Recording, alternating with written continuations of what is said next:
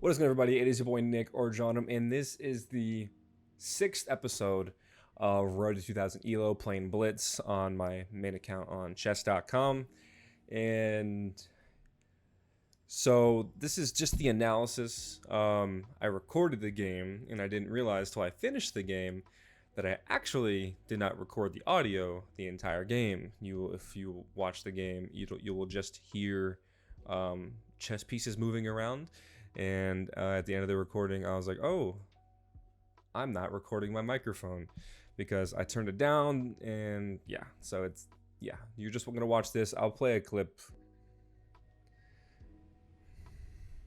Fun game.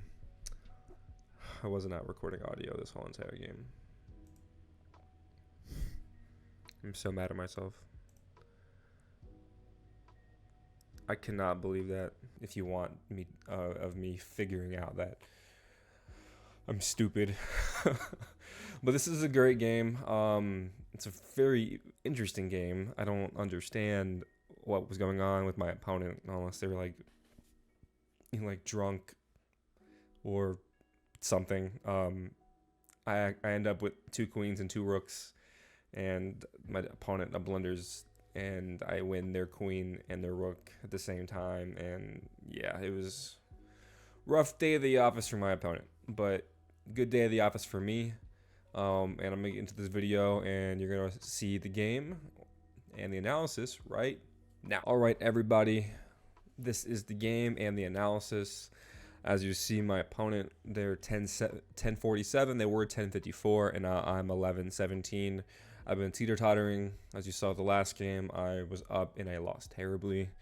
Anyways, this is a good game here. 75.4% accuracy, 59.4 for my opponent. They did not do that well. 1 great move, 11 best moves, 8 excellent, 6 good, 1 book, 2 inaccuracies, 0 mistakes, 2 misses, and 0 blunders. 1 great, 3 best, 9 excellent, 7 good, 1 book, 4 inaccuracies, 2 mistakes, 1 miss, and 1 blunder for them. And let me scroll down here if you guys can see it. It looks like my my opponent that played at a 600 level rating, and I played at a 1200. Not terrible, not terrible. And so let's get into it. It is a Caro Kann. Lovely Caro Kann. I've done pretty well with the Caro. The computer says here that I've won more than half my games with the Caro Kann. Let's go to the analysis tab, and they do this move here, which I was really confused about. They push the pawn to e5, and I just played my normal d5. And they did this thing where they pushed both the pawns on the edge of the board, and it kind of worked. It kind of constricted me, and I was like, what am I going to do?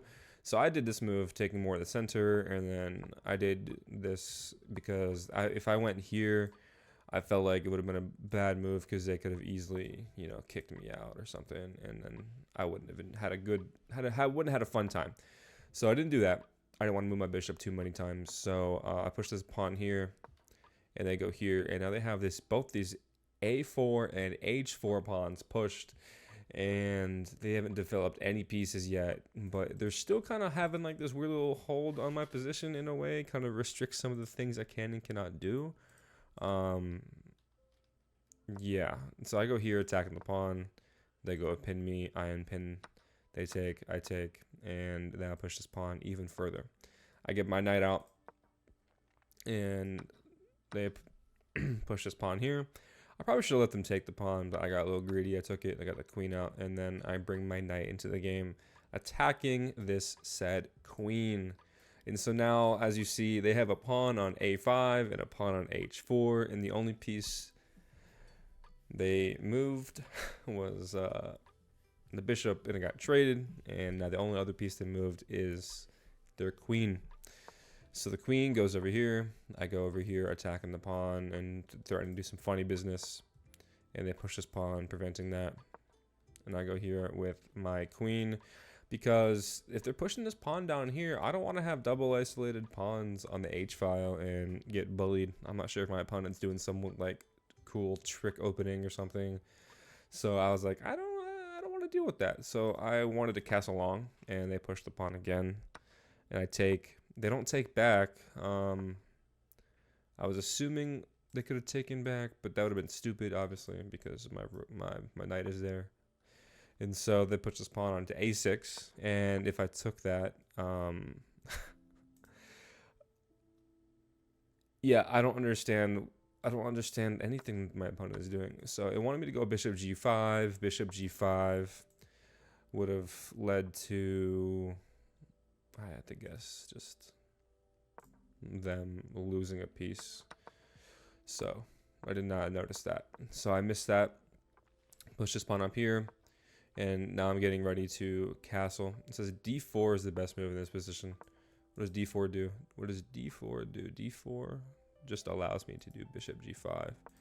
And so if they move now, I can win the bishop, and then they can take the knight. Okay, not bad, not bad. Not bad. That's not a bad tactic. And so they move their knight here, and now I castle long. It's saying I missed as well. So d4 is the better move. Why is d4 the better move? What is such a good tactic about d4?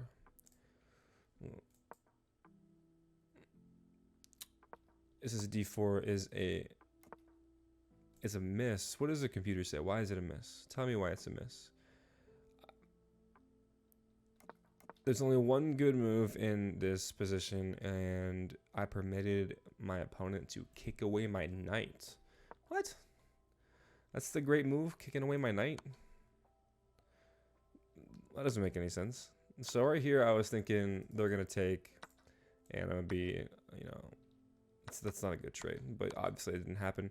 So this d4 move, the computer says was such a great move, actually led to them losing the game, in my opinion. So g4, I check them, and they run to this side. As you see, actually, I don't think it was.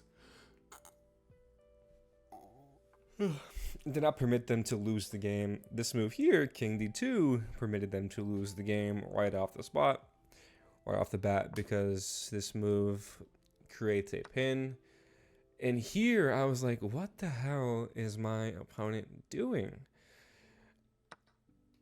I'm not sure what they were thinking whatsoever.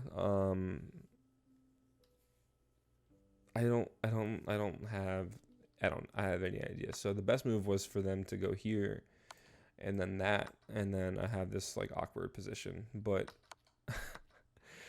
they go here with the rook.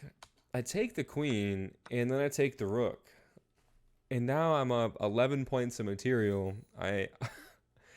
And yeah, I didn't, and now they're moving their king on, the king's on c3. They have a bishop and a knight and a rook that are not in the game at all. And I give them a check, and they go back. I take a pawn, and then they attack my knight. I go here. They attack the bishop. I slide it back. I'm not too worried. And they do, I don't even know what they were trying to do here with this knight. They need to move some other pieces, but I mean, they can't. So, like, what move is there for them to do? Just go here, or like, I don't know. They could go there, I guess, but that would take it. I don't understand. And so I go here, h5, and I'm like, I'm gonna make a second queen. I don't care. I'm gonna have 2 queens and 2 rooks. So they attack the pawn. I go here, and I'm just pushing this pawn, and I sacrifice the bishop. I have 17 points of material of the advantage, and it's mate in 14. I have 2 queens, and it's just a fun position. My poor opponent, I'm not sure what they're doing. And here they're like, oh, I'm gonna jump in here and attack the queen, and I'm gonna take the queen because that's all they can do. And I'm like, I'm gonna give you a check. You're gonna run away.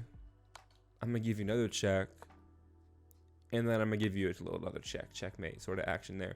So when everything is all said and done, I'm up 20 points of material. I have 2 queens, 2 rooks, and my opponent God bless their soul, just did not perform excellently. If you are watching this and you just, I don't, just, just, just don't push random pawns to the edge of the board before developing your pieces. And I could have taken advantage of this weakness here, but I didn't really know what to do. The computer probably has like some super amazing line that would make me win within like 5 moves, but you know, I'm not a computer. So it was a good game by me. Quick and easy victory, 31 move victory. And I wish I could have showed you guys my gameplay, like my reaction during the game, but nonetheless, it is what it is. I blundered my recording. I blundered my video recording, and yeah, just this tactic here of this sort of thing was a great move, and then they were like, I'm just gonna sack my queen and my rook, cause yeah, that's a great thing to do. And now they're just, I don't know. It was a fun position for me. I still don't understand why they moved their king here to c3, blocking in like any development for any piece.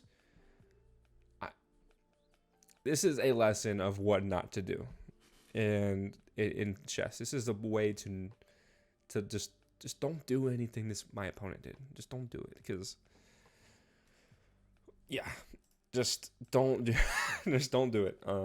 Just do not do it at all, because if you do, you will lose the game 100% of the time. If you don't lose the game, then you're playing like Hikaru, because he's been doing that Botez Gambit speedrun, and yeah. I'm lost. I'm at a loss right now. I'm at a loss for words. So, anyways, it has been your boy Nick or Dronum. You know the deal. Check out my socials. If you like the video, give me a like, comment, subscribe, all that fun stuff. Follow me on Kick for the live streams. I'm doing some puzzles and I'm learning some openings. And follow my TikTok for my short form content. It has been your boy Nick or Dronum. Peace.